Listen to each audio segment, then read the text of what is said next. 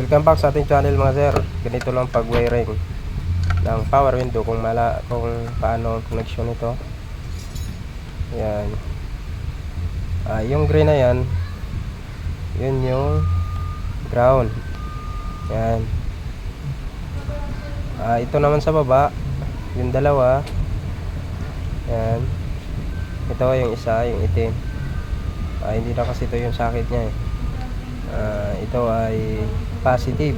Pag ino natin yung ignition, magkakaroon siya ng supply ng positive. Ito yung sa taas, yung isa naman ay sa motor.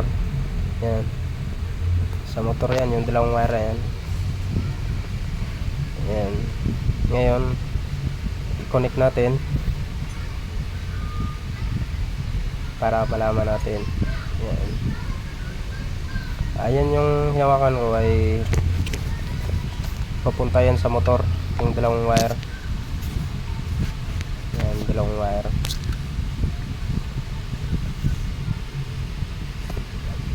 Medyo magulo lang yung ating camera. Yan. Ngayon susubukan natin kung goods ba. Ginawa ko dito kasi dati siya yung nilagay dito, toggle switch na 6-way. Ano nito, nasisira yung motor kaya pinalit natin sa dati, kaso yung mga sap kaya pinutol. Ngayon yung green na yan, yun yung ground.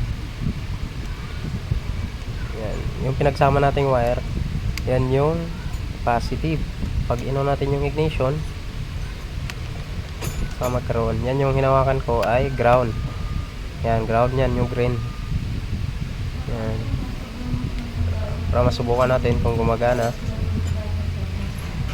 Ayan naman dalawa sa motor. Yan yung papunta sa motor, sa ating pinto. Yan. Dikit lang natin siya. I-check natin kung gumagana ba. Yan, bago natin ikabit. Test natin kung gumagana o umiikot yung motor.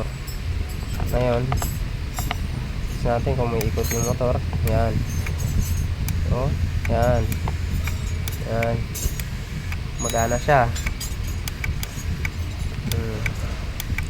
Ganyan lang yung connection niya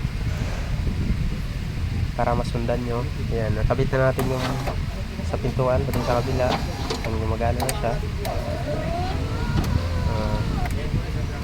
Ayan, okay na siya. Gumagana na. Ganyan lang pag